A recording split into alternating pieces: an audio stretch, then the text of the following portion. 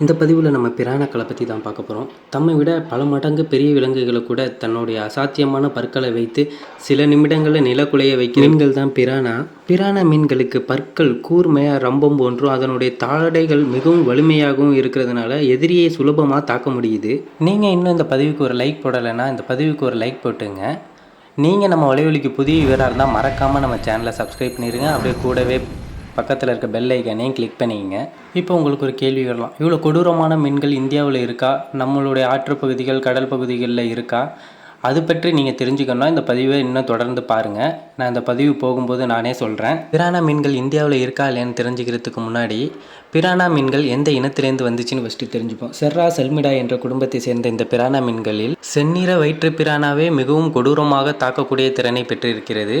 இவைகள் கூர்மையான தாடைகளையும் ரம்பம் போன்ற பற்களையும் கொண்டிருக்கிறது தன்னுடைய எதிரிகளை மிகவும் எளிமையாகவே வீழ்த்துகின்றன. இந்த வகை பிரானா மீன்கள் அளவில் மிக பெரியதாகவே இல்லாமல் இருந்தாலும் 60 சென்டிமீட்டர் வரை வளரக்கூடியதாகவே உள்ளது. இந்த பிரானா மீன்கள் எதிரியை தாக்குவதற்கு தனியாக செல்வது கிடையாது.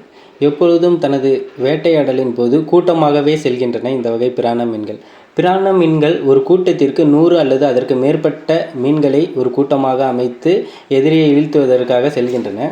பிரானா மீன்கள் எதிரியை கண்டவுடன் தனது கூட்டத்திற்கு தகவலை தெரிவித்து உடனே அனைத்தும் ஒன்றாக சேர்ந்து எதிரியை வேட்டையாடுகின்றன. இதற்கு சைகை திறன் மிகவும் அதிகமாகவே இருப்பதால் எளிதில் தனது கூட்டத்துடன் சேர்ந்து வீழ்த்துகின்றன. இதற்கு செவிப்புலனும் மிகவும் அதிகம். பிரானா மீன்கள் இந்தியாவில் உள்ள ஏரிகளிலும் குட்டைகளிலும் வாழ்வதில்லை. பிரானா மீன்களின் வாழ்விடமாக தில்வது தென் அமெரிக்காவில் உள்ள ஏரிகள், குட்டைகள், வடபகுதியில் உள்ள கொலம்பியா வரையிலான பிரதேசத்தில் இந்த மீன்கள் வாழ்கின்றன. இந்த வகையான மீன்கள் அமேசான் நதிகளிலும் வாழ்ந்து கொண்டு தான் இருக்கின்றன. நீங்கள் நம்ம வலைவலிக்கு புதிய வீரராக இருந்தால் மறக்காமல் நம்ம சேனலை சப்ஸ்கிரைப் பண்ணிடுங்க. அப்படியே பக்கத்தில் இருக்க பெல் ஐக்கானை கிளிக் பண்ணிடுங்க. கூடவே நீங்கள் இன்னும் இந்த பதிவுக்கு லைக் போடலைன்னா ஒரு லைக் போட்டுங்க. பிரானா மீன்கள் மனிதனை தாக்குமா தாக்காதா அந்த கேள்விக்கான பதிலாக இப்போ பார்த்துருவோம். பிரானா மீன்கள் வாரங்களுக்கு 52 தாக்குதலில் ஈடுபட்டுக்கிட்டு இருக்காங்கன்னு குறிப்பு சொல்லுது.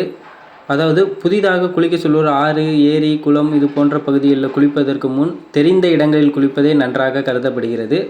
இந்த வாரங்களுக்கு 52 தாக்குதல் நதிகளில் செல்வோர் பெரும்பாலும் பிரானாவால் தாக்கப்படுகின்றன.